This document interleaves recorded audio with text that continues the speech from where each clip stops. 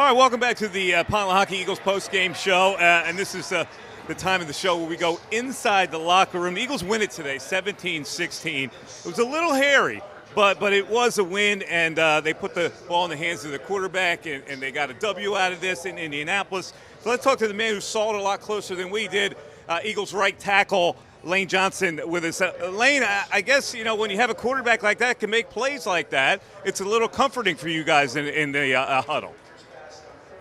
Yeah, I mean, there was really nothing comfortable about this game. We were behind, pretty much to the very end. Jalen made a heck of a play. Yeah, I mean, this was a close game. Glad we came out with a win. It wasn't pretty, but, you know, when people need to step up, they stepped up. Feel like we're out there just playing with our food too much, you know. Hey, Lane, why do you think the offense sputtered so much? I mean, now, you know, you guys have had 6 turnovers in the last 2 games. It took you a while to try to figure out what Indianapolis was doing defense. They made a concerted effort to take away the deep ball in the passing game. You know, What is it? Is it teams? I basically said figuring out what you guys are doing, and you guys have to keep adjusting a lot of what you're doing? Yeah, I mean, a lot of it is what you said, turnovers. You know, teams have gotten some film on us, so they're scheming different.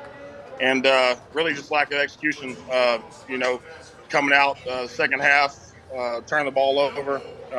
You know, we had another drive where, you know, turn it over again. I feel like we're making the games harder on ourselves, and when you do that, man, you can lose some football games. So yeah, today was very close, sloppy, but shout out to the defense, man. I thought they played a heck of a game. Yeah, yep. Hey, Lane, I want to talk about, you know, along the same lines that D. Gunn, you know, asked you the question. It seems as though the rest of the league is kind of catching up, you know, to this offense, and there's some adjustments that you guys, you know, are going to have to make, especially, you know, in the run game. And you know, you guys, that's a pretty damn good defensive line that you guys played against today. You guys had some successes late. You didn't run that much early, but it seems to me that, you know, a lot of you guys' runs come off the RPO action instead of just straight running the ball. You know, as an offensive lineman, I'm going to ask the question. I already know what the answer is. You know, would you rather run RPO? Would you just rather line up and just, you know, smash people? I know you're going to say whatever it is that they call, you know, we're going to run it. But as an offensive lineman, I know you got a preference. Yeah, I mean, you go back and look, there's maybe a chance for, you know, getting a little bit too cute with what we're doing instead of just attacking downhill and being consistent with it like we've done in the past. But really, the Colts, when you look at their D-line, they were doing a lot of stunning in the pass game, a lot of me stunts, you stunts, you know, even run the ball. I think teams are going to start doing that more, moving guys around the D-line, backdooring plays. And, yeah, I mean, credit to them. They played a good game. But, yeah, man, I feel like we were sloppy, maybe got a little bit too cute instead of just doing what we've done in the past. Like you said, man, as the season progresses, they get more tape. Defenses are going to see what works on you. And, you know, as you know, they see some blood in the water, they're going to keep attacking. So moving forward, we got to get this stuff fixed. So, you know, I feel like defense had a heck of a game, kept us around, made some big stops for us. Lane, you mentioned that they're changing schemes, and this team did against you. And I kind of think you just answered a little bit. But if you could get deeper into that, what were they doing? What are they doing differently to stop the running attack that had been fairly consistent? Well, a lot of times they're not playing, you know, maybe on the backside. They're not playing into the guard and tackle. They're picking just the guard. And so my job is to go up to the linebacker. And a lot of times when they do that, they'll squeeze and scrape. So the defensive end backside will shuffle down the line. The linebacker will have contain. So just moving different stuff instead of, you know, playing, you know, 4 down. And usually on our combination blocks, they're hitting them, you know, between the guard and I, and we're double teaming. So we didn't have as many double teams, I feel like, as we normally do. So a lot of one-on-one matchups, and I think that's what they're trying to do. Hey, Lane, I know you're not going to make any excuses, but you guys were coming off a short week, and you guys came up out of that Washington game pretty nicked up. To what degree, obviously, the loss of Dallas Goedert, coupled with guys that are out there playing nicked up like A.J. Brown, Devontae Smith, how much did that affect the continuity of what you guys were trying to do? Man, I mean, it all plays a factor in it, but I mean, man, I feel like the last 2 weeks, like you said, 6 turnovers, so it's uncharacteristic of us. And like I said, man, you make the game a whole lot harder to win when you shoot yourself in the foot. So moving forward, man, we got to take care of that stuff. Stop making the game harder than what it needs to be. And yeah, I mean, defenses are going to look at the film and attack us until we stop it. Some of the variations they're doing. So we know that's coming up, so we got to be prepared. Lane, I know that your focus is primarily, on the offensive side of the ball, but you guys, had 2 new additions on the defensive side of the ball. And from my perspective, I don't know how much you got a chance to see them play. From my perspective, they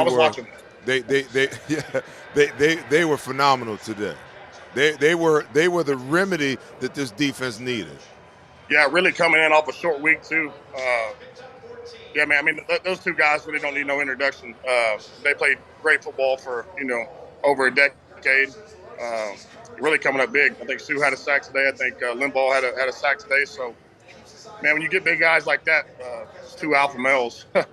It's hard to move them off the line. Yep. You saw today, man. They still explosive. You can still play at a high level. So, I'm happy, man. They came in on a short week and helped us. So, I'm looking forward to playing the rest of the season with them. Lane, take me inside the last possession. You guys were 4th and 2, and you came out kind of a stack like you were going to sneak it, but they kind of knew you weren't going to sneak it at 4th and 2. So what was the plan there? I assume that you weren't really expecting them to jump offside. So did you already have that play called, or after that 4th and 2 timeout, you decided to go back and relook at it and come up with that play to Jalen? Yeah, no, we were trying to get them to jump offside, so really do a few hard cadences. And then when that didn't work, came back and ran, the draw with Jalen. So that's something we did, a lot today. I feel like they did a good job. Like I said, they were pirating a lot. A lot of times the defensive end was going under, D tackles looping out. So they were making it difficult for us today. So that play, that draw play was already called? No. Okay. The last play that he scored, no. So the previous play was a dummy play to where we're trying to get on the jump off side, so no play. Hey, Lane, what did Sirianni say to you guys in the locker room after this one? Oh man, he was emotional. Hats off to the defense. I just feel like everybody probably aged about 10 years after that game. Walked in 32, came out 42, so that's what I feel. But yeah, man, he was emotional. A win's a win. It wasn't a pretty one, but this team we need some adversity. We need to be tested. And like I said, man, you keep making careless mistakes and making the game harder on yourself. You can lose games like this. So ultimately, man, we won. I'm happy. And who we got? I think we got Green Bay next. So Aaron Rodgers. So looking forward to that. Lane, talk about the development of Jalen and how the coaching staff actually used him today. Offensively, you guys struggled a little bit, but once you got into the fourth quarter, it seems like there was a concerted effort, to have Jalen assert himself with his legs. Yeah. And on that touchdown play, I got to say, man, I give a lot of credit to Jason Kelce. He just doesn't get enough because the way that whatever blocking scheme it was that he called at the line of scrimmage had everything covered to perfection. Yeah, I think the main thing is communication. A lot of times you'll go into a game and maybe they're not running the defense that you think they're going to run or they're changing stuff up. So it's all about communication and making those adjustments. So, there in the fourth quarter, I feel like we made some good adjustments, made some good plays. But really, man, it all goes down to communication. So, whatever Kelsey's seeing out there, he relays it back to Stout and to Shane. And so, man, it's almost like having another coach out there with Kels and Jalen. So, those guys are leading the way, communicating. Like I said, that's what it's all about, so making these adjustments. That's what we did. Lane, last question for me. We were talking about this. In fact, Seth was yelling. You got called for a hold today, and Seth kept saying his hands were inside. His hands were inside. D. Gunn was the one that says, nah, it's a hold. What did you think? I talked to the ref for a little bit. It is what it is. My hands were inside, but, when he's escaping the pocket, maybe I held on to him too long. I had to go back. See, Seth, I told you.